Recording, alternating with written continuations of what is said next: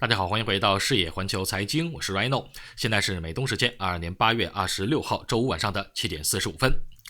多么干净利落的高台跳水，多么慌不择路的大溃败，多么折腾短线的大振幅，多么令人印象深刻的一堂反转课。昨天的指数还大涨，今天几大指数就创下2个月以来最大的单日跌幅。在周线上，今天一周的下跌就吃掉了2周的涨幅。昨天的英伟达还逆势大涨了 4%， 让人怀疑是不是这个基本面搞错了。今天就大跌 9%， 市场用资金用腿投票说没有错。今天的大跌10点钟开始，鲍威尔的这口锅是肯定甩不掉的。今天的大跌咱们只能从他身上去找原因。今天的鲍威尔他一改常态，向市场发出了十分清晰的信号，请大家放弃幻想，准备好短期的痛苦，否则会长期更加煎熬。这句话是说给就业市场听的，也顺带是说给经济和投资者听的。那咱们呢，今天来看一下鲍威尔到底讲了哪些要点，透露出哪些非常确定的信息，以及现在市场的利率压住情况，包括未来6个月可能对股市造成的3个利空影响，还有如果未来6个月咱们可能还会存在有做的机会应该是在什么样的情况下会出现。好，那么咱们呢一点点的来说，首先来看一下今天鲍威尔讲话的几个重点。首先他提到了7月份的较低的通胀数据还不足以让美联储相信通胀正在下降，我们还需要看到更多。恢复价格稳定还需要一段时间，这需要有力的使用央行的工具，可能在一段时间内要求采取限制性的政策，言外之意就是不会很快停止加息，也不会在加息见顶之后很快的降息。劳动力市场特别的强劲，但失衡，高通胀继续蔓延，美国的经济明显放缓，但潜在的势头强劲。历史告诫我们不要过早放松政策。就业环境可能会有所疲软，给家庭带来一些痛苦，这些都是降低通胀的不幸代价，但无法恢复价格稳定将意味着更大的痛苦。其实呢，这句话你也可以理解为对咱们的股市说的，持续的加息，现在加息预期还在往上跑，其实这个也会对股市带来一些短暂的痛苦。如果不把通胀的问题降下来，那么未来股市或许会有更大的痛苦所以呢，基本上是这个长痛不如短痛，让大家都做好准备。高通胀持续的时间越长，失控的可能性就越大。利率 2.25% 到 2.5% 是长期的中性预期，并不是让美联储停止或者暂停行动的位置，指的是现在的这个利率的情况并不是因为加到这里了然后就不动了请大家放弃这个幻想，还会加到比这个还要高，这个是未来如果降息可能回到的一个位置上，但绝不是现在就要停止的位置。还有一个就是现在首要的任务是将通胀降到 2% 的目标。然后呢，在委员会6月份的经济预测，上次那一次季度性的美联储的议息会议的时候呢，曾经显示联邦利率的这个中值是略低于 4% 的。那么现在马上9月份又要开会，9月份会有一个全新的经济预测会出来，而且整个9月的加息规模会取决于整体的数据。到9月份的议息会议后，我们就可以知道美联储它预计会把利率的中值最高的上限提高到什么样的时候。好，其实呢，这个林林总总的很多的这种话我们总结把里边最核心的要点提炼出来，其实就是以下的3个信息，和咱们的股市和咱们的投资是息息相关的。第一是还会持续的加息，不会停止，做好失业率上升的准备。第二就是9月加息在50个基点和75个基点之间选择，这2者它都是属于非常强有力的政策，25个基点肯定是不考虑的，那么至于是50还是75要取决于经济数据。第三就是最重要的一点，其实也是今天市场大跌的一个最主要的推动力，就是加息停止之后不会立刻的降息，而是会维持一段时间。这和市场之前的一个2023年的年中到年底可能降息的预期是不一致的，直接粉碎了大家认为有可能在2023年的6月份说不定就有可能会降息。我们在很早之前在讲这个市场资金压注的时候，他们对于市场的一个压注状况就是认为可能在6月份开始这个顶峰然后就会把这个降息开始慢慢的往下走。现在呢，鲍威尔这边已经让大家不要这么想了他认为还需要维持高峰很长一段时间。其实我们看到把这3个要点提出来之后我们如果去看今天市场的这个加息概率的这个压注，你会很明显的发现我们如果调开在明年就是在这个12月份2月份的这一次的情况，你会看到现在的加息上限是 4%， 是占到了接近一半的一个概率。这个代表什么呢？代表着从现在开始计算，目前的整个的加息路径是假设在9月份，在9月21号加息75个基点，那么到明年的2月份一共还有3次加息窗口，分别是在11月2号、12月14号和2月1号。那么这3次加息窗口每次都会加25个基点，然后把利率提升到上限 4%。 或者第二种情况是9月份只加息50个基点，在随后的3次加息窗口，一次加50，两次加25，把利率上限至少提升到 4%。 不管这2种是哪一种，到2月份 4% 的利率上限，这肯定是跑不掉的这个是一个比较高的一个阶段性的高峰。这个时候呢，就会根据数据的情况选择是停止加息维持 4%， 还是看到经济数据，看到通胀依旧在高位，选择再次加息25个基点，然后维持在 4.25%。 所以整体上来看 4% 到 4.25% 会持续到至少明年的7月份，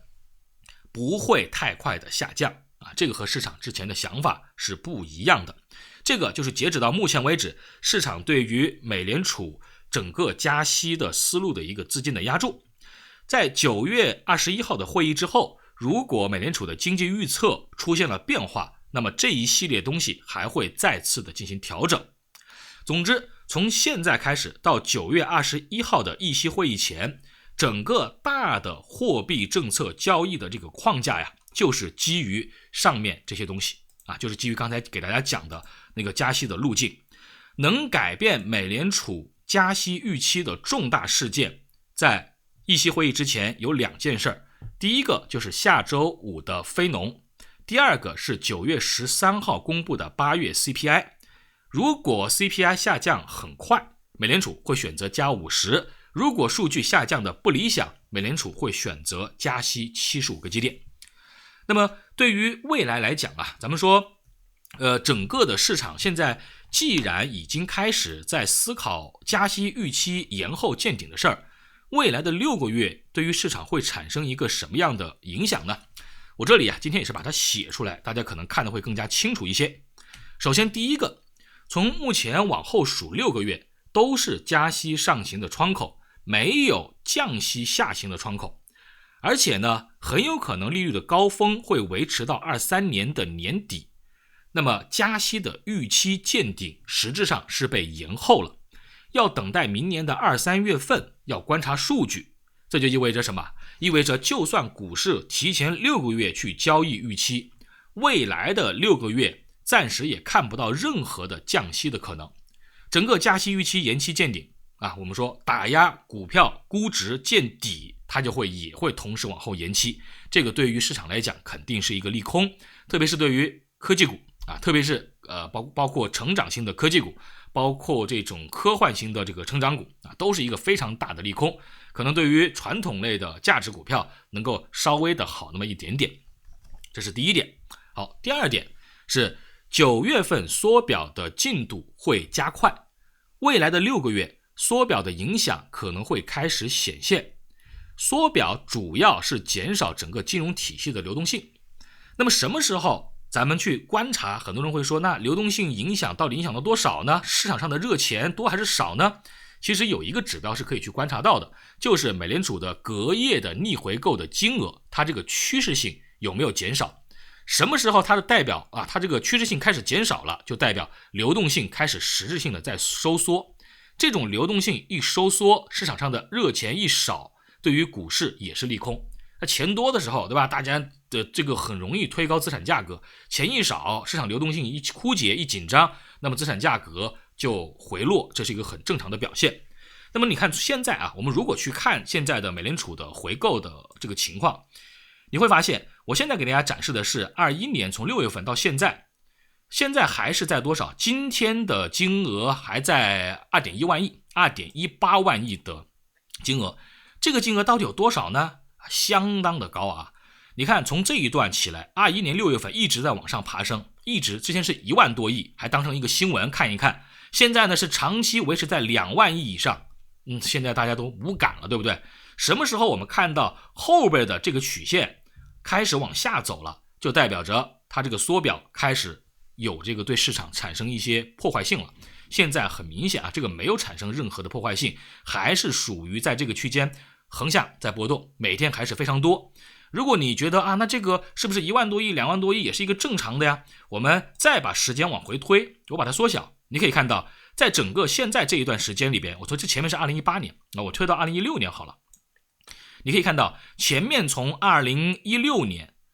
到一直到2018年的年初，这些当时都只有几千亿的回购，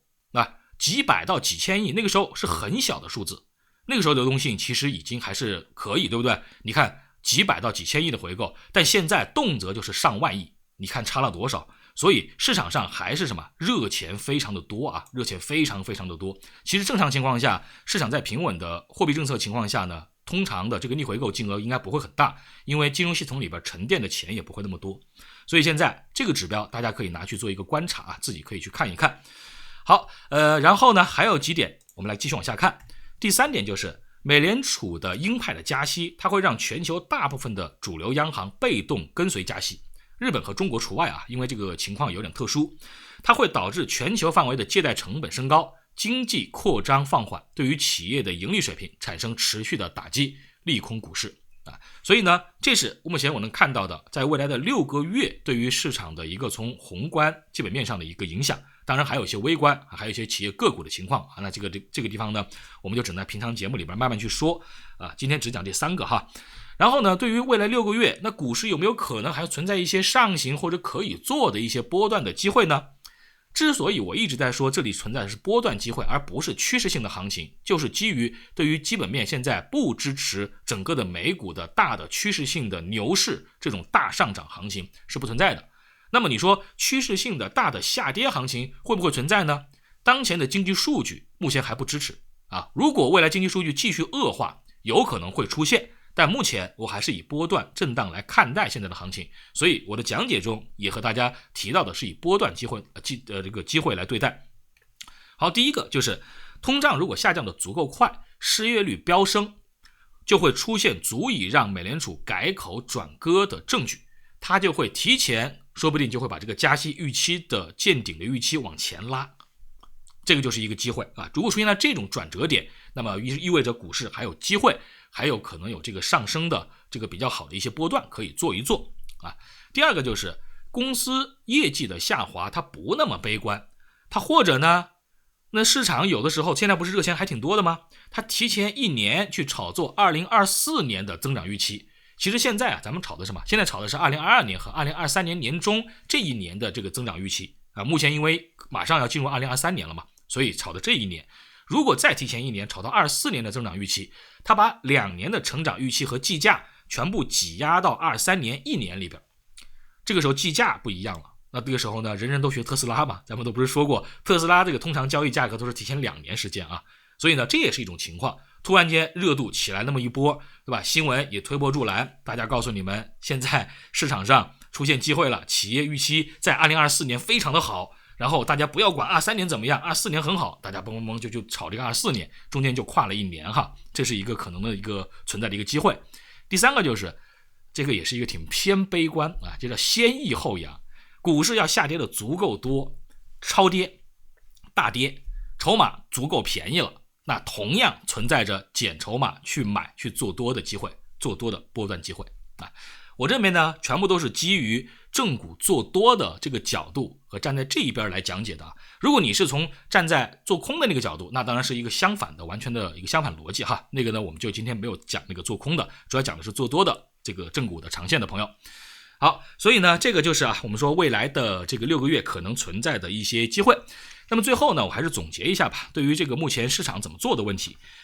未来2年总结起来如果你还是去看公司的基本面业绩，如果未来2年还是保持增长的非科幻类的公司，如果跌的太少了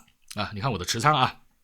如果跌的太少的情况下不要做，好吧，就不要做。包括像英伟达这样的跌的太少了就不要去进，它的基本面最近几天讲过好几次，大家可以去翻一下之前的节目，你就不要去进。然后呢如果跌的太多了别怕你要分批进场去捡这个筹码。因为这个市场如果整体经济环境开始恶化，市场越不景气，包括未来的流动性收缩，流动性越差，有限的资金热度就会集中在少数的优质的股票身上。衰退的公司越多，少数不衰退的公司它就越香。说到底还是公司的基本面为王。那些讲故事的，炒未来多年预期的这种的思路呢，你在流动性的收缩背景下，未来会越来越不好做。即便你要做，也只能以短为主，而不能以长为主。所以呢，这还是我一个大致的思路所以基于这个思路背景下，后面如果有继续往下走的很多的机会，我还是愿意去做一做的，还是愿意去买一买的。因为好的公司，增长型的公司，暂时呢我们可能说它的增速从未来的几十%，对吧，20、30%可能调低到10几，但是和那些本来只增长10几的，然后调到持平或者负增长的来比，他们肯定还是属于市场上个子更高的那一批嘛。所以我们这么去看待，大家尽量呢其实还是应该从一些好的增长性的蓝筹里边去选吧，因为相对稳妥一些，也不用大海捞针。股票数量这么多，标普500已经给你框出来了一个框架，标普500里边还有这个标普100，还又帮你框出了一个框架，对吧？你要觉得对大盘子不满意呢，你可以找中盘股去做，你就看自己的一个习惯和你的这个喜好问题了。但是很多时候选股不用大海捞针其实这个标普的分类已经帮你分得挺好了，很多股票里边就在这里边去挑你也不会说差得特别的远好，这个呢就是咱们今天带给大家的这个全部内容。到了周末了，还是预告一下吧，因为今天这个正好是本周出了一个技术形态这个我们的会员节目里边也有朋友问到了这个形态，叫做倒行反转，正好在今天本周的纳指上是出现了这个形态。我就结合的这个实例呢，也跟大家讲一下关于倒行反转的一些技术要点，以及什么时候可以去做抄底什么时候应该可以去做空。它是一个非常典型的抄底和逃顶的一个形态，包括其中的一些用法及注意事项，就是那个缺口其实是非常重要的那个缺口到底要不要等它回补再去做。好，另外呢还有一些这个财报的补充，也是在本周的一些大公司我把陆陆续续的跟大家来讲一下。好，然后就是到了周日的时候，同样会去更新 Rhino 答疑，也就是2级答疑的这个答疑帖子。如果你加入了这个级别，到社区下边去找一个带有 QA 标志的帖子，然后你每天在里边提问，我呢就抽空在里边回答大家的问题。好，这个就是咱们今天节目的全部内容，非常感谢大家的收看收听和点赞转发。本周最后一天市场走得非常的辛苦，希望大家周末好好休息吧。市场已经发生了，下跌已经发生了，你再想太多也已经没有用了。好好休息，然后养精蓄锐，等待下周的新挑战。那咱们今天节目到这儿，咱们就下周同一时间再见。